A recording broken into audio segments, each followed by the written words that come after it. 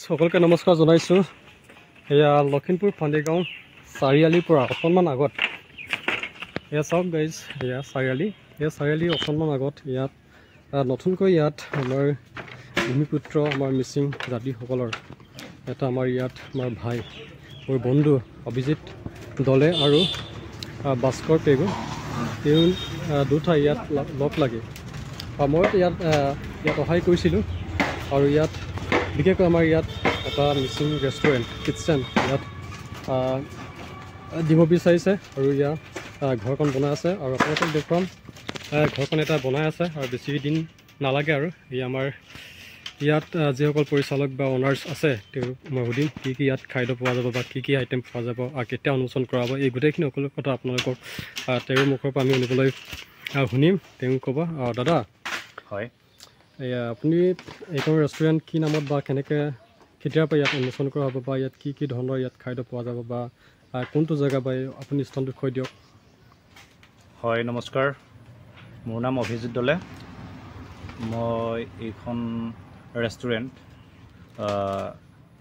এইটো মাহৰ ভিতৰতে আগষ্ট মাহৰ শেষত উন্মোচনটো কৰিম বুলি ভাবিছোঁ। ইয়াত কি খাদ্য হ'ব মানে আমাৰ মিচিং জনজাতিসকলে যিটো খাদ্য পৰম্পৰাগতভাৱে খাই আহিছে চলি আহিছে সেইখিনি দিবলৈ চেষ্টা কৰিম। লগতে আৰু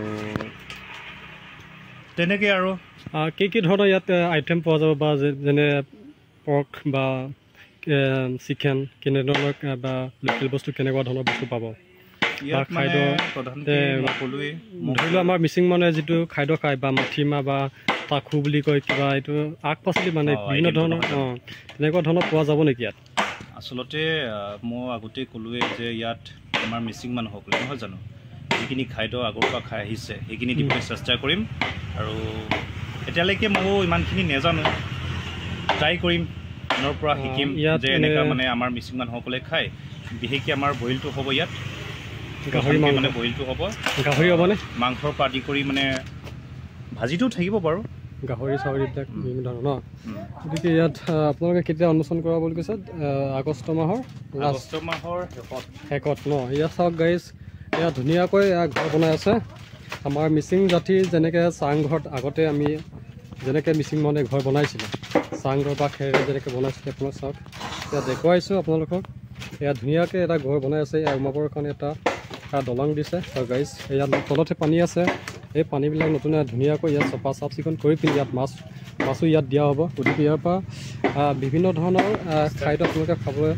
আৰু চাওক আমাৰ জাতিৰ যিটো খাদ্য, এই জাতিৰ খাদ্য যিটো আমাৰ মিচিং মানুহে যিটো পৰম্পৰাগতভাৱে যিটো খাদ্য খায় বা বইল বা বাবে যিটো খাদ্য আমাৰ ইয়াত ব্যৱহাৰ কৰা হয় মিচিং জনজাতিয়ে বা বইল, বিশেষকৈ আমাৰ মিচিং জাতিয়ে বাজিজটো বেছি কমকৈ খায়, আমাৰ বইলটো বেছি খায়। গতিকে ইয়াত বিভিন্ন ধৰণৰ খাদ্য পাব, আপোনালোকে খাবলৈ বহুত টেষ্টি পাব। গতিকে আপোনালোকে আহক পানীগাঁও চাৰিআলিৰ পৰা অকণমান আগত 100 মিটাৰমান ডিষ্টেঞ্চ আছে। তাত আহি পিনে আপোনালোকে ইয়াত বিভিন্ন ধৰণৰ খাদ্য খাব। ইয়াত অকল ভাত পানী বুলিয়ে নহয়, ইয়াত ৰুটিও খাব আপোনালোকে, পৰঠা চৰঠা আৰু চাহ চব ইয়াত পোৱা যাব। গতিকে আপোনালোকে আহিব।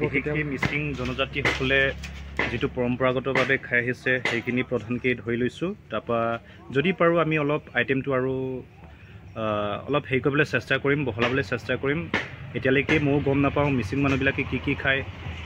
সেইখিনি বিশেষকৈ আমাৰ বইলটো বেছি চলে, কিছুমান শাক পাচলি থাকে সেইবিলাকৰ নাম মই এতিয়া সঠিককৈ ক'ব নোৱাৰিম কাৰণ মই ইমানখিনি নাজানো। দেখিব। গতিকে সকলোকে নমস্কাৰ জনাইছোঁ। সকলোৱে আহক আৰু উপভোগ কৰক। এয়া নতুনকৈ এটা আহিব, সকলোৱে আহিব। আপোনালোকৰ মৰম চেনেহ, আপোনালোকৰ আশীৰ্বাদে আমি এনেকৈ আমি নিবনুৱা যুৱতীৰ কাৰণে বা যুৱকসকলে ইয়াত এটা চাকৰি নোপোৱাৰ তেনে পৰ্যন্তত আমি এটা কাম কৰি হ'বলগীয়া হৈছে। গতিকে এয়া আমি এটা উদ্যোগ বুলি ক'ব পাৰে।